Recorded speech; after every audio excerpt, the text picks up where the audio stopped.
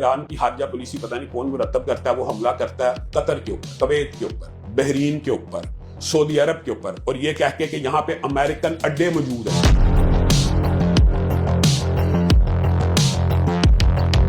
पाकिस्तानी मुल्ला चुप रहते हैं जब कोई फलस्तीनी और ईरान का बच्चा मरता है या अहमदी शहीद होता है। बड़े बड़े जंगी जराइम हो और सच का साथ देना हो, चुप रहते हैं। लेकिन इनका पसंदीदा काम है जूते पॉलिश करना और बैत करना, और डोनाल्ड ट्रंप के साथ नाश्ता करना हो, सूद को इस्लामी बैंकिंग में तब्दील करना हो, और सबसे अहम काम 18 साल से कम उम्र बच्ची के साथ निकाह का फतवा देना। ट्रंप के हाथों सऊदी वलीअहद की बेइज्जती पर इन लोगों ने कोई बयान नहीं दिया। एक तरफ ट्रंप है, दूसरी तरफ वलीअहद। ट्रंप के खिलाफ बयान देते हैं तो अमेरिका और यूरोप के वीज़ों पर पाबंदी लगती है। ट्रंप के हक में बयान देते हैं तो सऊदी खैरात और ज़कात से महरूम होते हैं। अब अवाम कह रही है कि रज़िया गुंडों में फंस गई। सच की आग और सोशल मीडिया का एहतिसाब। बिस्मिल्लाहिर्रहमानिर्रहीम। अस्सलाम वालेकुम वरहमतुल्लाहि वबरकातुहू। नाजरीन, आज की वीडियो में 2 वायरल क्लिप भी दिखाएंगे, मगर इससे पहले चंद बातें। कहते हैं सच की एक चिंगारी जब भड़कती है तो जंगल की आग बनने में देर नहीं लगती, और आज के दौर में ये आग सोशल मीडिया के जरिए लम्हों में पूरी दुनिया में फैल जाती है। यही कुछ हालिया दिनों में देखने को मिला जब एक वीडियो क्लिप ने एक बड़े बयानिए को हिलाकर रख दिया। हिशाम इलाही ज़हूर की एक वीडियो मंजर आम पर आई जिसमें उनका एक ऐसा पहलू दिखाया गया जिसने लोगों को चौंका दिया। अभी ये खबर पूरी तरह आम भी नहीं हुई थी कि किसी ने उस वीडियो क्लिप पर एक जुमला लिखकर शेयर कर दिया, और वो जुमला दरअसल अवाम के दिल की आवाज़ बन गया। इसमें सवाल उठाया गया, ट्रंप के साथ नाश्ता। तुम्हें अमरीकी अड्डों पर बमबारी का इतना सदमा पहुंचा, मगर जब ईरान में बच्चियों के स्कूल पर हमला हुआ और 150 से जायद मासूम बच्चियां शहीद हो गईं, तब तुम्हारी गैरत कहाँ थी? तब तुम खामोश क्यों थे? ये अल्फाज तीर की तरह लगे, क्योंकि ये सिर्फ एक इल्ज़ाम नहीं था, बल्कि एक ऐसा सवाल था जिसने दोहरे मयार को बेनकाब कर दिया। अमेरिका गए, सदर ट्रंप के साथ नाश्ता किया, ये नाश्ते की दावत कैसे मिल गई आपको? उन्होंने सिलेक्ट किया।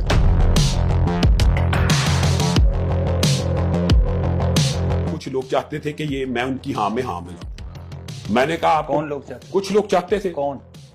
कुछ लोग उधर बैठे हुए चाहते थे कि उधर तो 2 ही बैठे हुए थे। नहीं, आप बात ही समझे। सिंधु साहब नहीं, मैं ये कहता हूं कि कुछ और भी लोग होते हैं। ये भी बताओ कि जो चाहते हैं कि इन कुछ कौन चाहते थे? यार जवाब आप इशारा ही काफी है। मुझे तो पता नहीं चल रहा, बिलीव में नहीं पता चल रहा कौन चाहते थे। कि अल्लामा साहब हाथ होला रखे और इनके साथ इस तरह की गुफ्तगू ना करें। कुछ लोग ये चाहते थे। कौन कहे? बस कुछ लोग चाहते थे। कौन?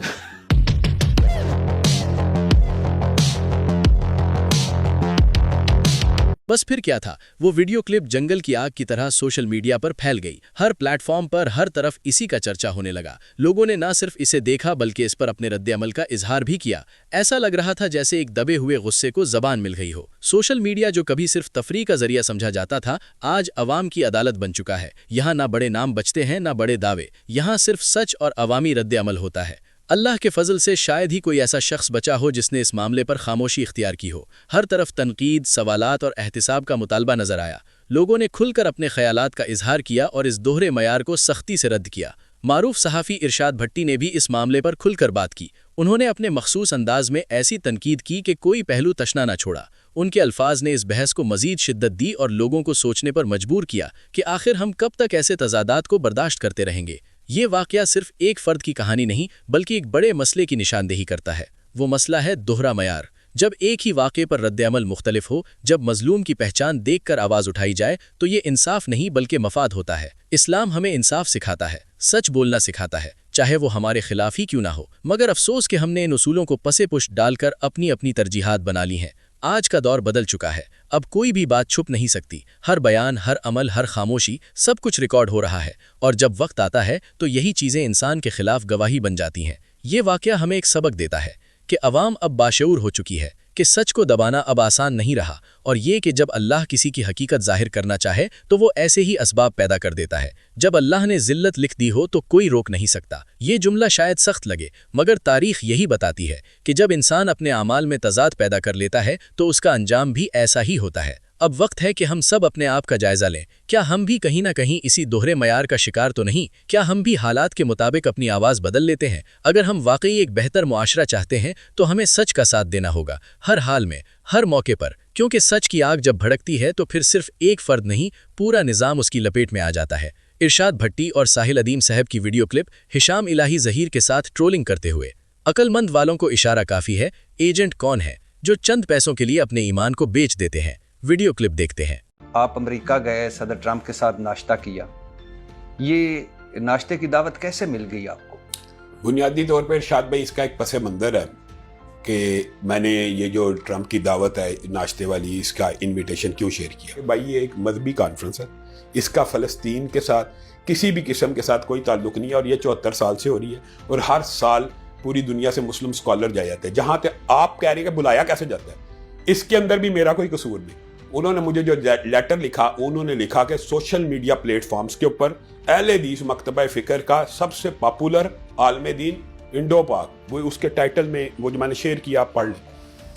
اب انہوں نے سلیکٹ کیا کہ اہل حدیثوں میں سے مجھے بلانا ہے. سلفی اسکول آف تھاٹ کا کوئی بندہ 70 سال, 70 نہیں شاید 40 سال بعد جا رہا ہو. تو دوسرے جو باقی 3 افراد پاکستان سے گئے, ان میں ایک مولانا عبد الخبیر آزاد صاحب تھے, ایک بلاول بھٹو زرداری تھا, ایک طاہر خلیل سندھو تھا. یہ کانفرنس ہوتی ہے راؤنڈ ٹیبل, آپ سمجھتے ہیں.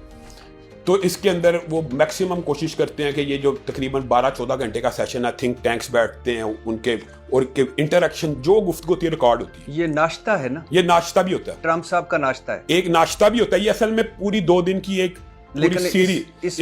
اس کو ٹرمپ صاحب کے ناشتے سے اس پوری کانفرنس کو یا اس جو سالانہ ہوتی ہے اس کو مقبولیت ملتی ہے. اس کو کہتے ہیں پریزیڈینشل نیشنل بریک فاسٹ. ہاں جی, ناشتہ. ابھی بھی ٹرمپ صاحب کے ہم فضائل برکات ہی بیان کر رہے تھے کہ جس طرح وہ ظلم کر رہے ہیں ایران پر, اور جس طرح انہوں نے ایک لمبا ہے, اس کی بربریت کا کون حامی ہے. تو اس کی اس طرح ظلم و بربریت والے کے ناشتے پہ آپ کو جانا چاہیے تھا. اچھا, مجھے آپ اس بات کا جواب دیں کہ پوری دنیا میں جو اسلامی ممالک کا 56, ان میں سے کسی نے پابندی لگائی ہے سفارتی طور پہ ادھر جانے پہ؟ اس وقت میرے سامنے پوری دنیا کے 56 اسلامی, آپ اپنے ضمیر سے پوچھیں, آپ کو جانا چاہیے. میں یہ سمجھتا ہوں اپنے ضمیر, میں اپنے ضمیر سے آپ کو بات بتا رہا ہوں. جی میں نے پورے, میں دیکھیں, میں پابند ہوں پاکستان کے سفارتخانے کا. میں بات سن لیں, میں اپنی شورا کا پابند ہوں, میں اپنی جماعت کے علماء کا پابند ہوں. جب مجھے انویٹیشن آیا ہے بطور مسلک اہل حدیث کے نمائندے کے طور پہ, میں نے اپنے علماء سے مشاورت کی, حتیٰ کہ میری عادت دیکھ لیں, میں نے دیوبندی علماء سے بھی مشاورت کی. بات سن لیں, میں نہیں, وہ آپ نے پورا ایک پروسیس کیا, بات تو سن لیں, پوری بات سن لیں. انہوں نے کہا وہاں پہ آپ کا جانا از حد ضروری ہے, آپ نہیں جائیں گے تو کسی اور کو بلا لیں گے. سر کوئی اور تو جائے گا, تو آپ جس طرح نمائندگی کر سکتے ہیں نا, آپ کو جانا چاہیے. اس وجہ سے میں گیا ہوں, اور میں اپنے ضمیر کے اندر مطمئن ہوں. جو باتیں میں وہاں کر کے آیا ہوں, میں 100% جائز درست کر کے آیا ہوں. آپ اپنے آج ضمیر سے مطمئن ہیں کہ آپ ٹرمپ صاحب کے ناشتے پہ گئے؟ میں 100% مطمئن ہوں. ہمارا ایک عالم ڈونلڈ ٹرمپ کے ساتھ ناشتے کر رہا ہے بیٹھ کے, آپ کو پتا ہے, میں نے خود ٹویٹ میں دیکھا, ہمارا عالم کیا ہوا ہے کہ وہ کہ جی میرے لیے بہت بڑی اچیومنٹ ہے کہ ڈونلڈ ٹرمپ کے ساتھ ناشتے کیا. بہت بڑی اچیومنٹ ہے, دکھائیں آپ, اور کس لیے وہ ٹویٹ کر رہے ہیں سر, دکھائیں اچیومنٹ دکھائیں. آپ بتائیں وہ کیوں بتا رہا ہے دنیا کو کہ مجھے انویٹیشن آئی ہے. آپ مجھے دکھائیں کہ اس نے کہاں کہا کہ یہ, آپ یہ بتائیں کہ اس نے کیوں بتایا دنیا کو کہ میں نے ڈونلڈ ٹرمپ نے مجھے انوائٹ کیا. اصل بات یہ ہے سر, پولیٹیکل, میری بات سنیں, ایک عالمی مذہبی کانفرنس ہے, اس میں اس نے مجھے بلایا, اور آپ ہیں وہ. ہاں جی, او تیرے کی تب.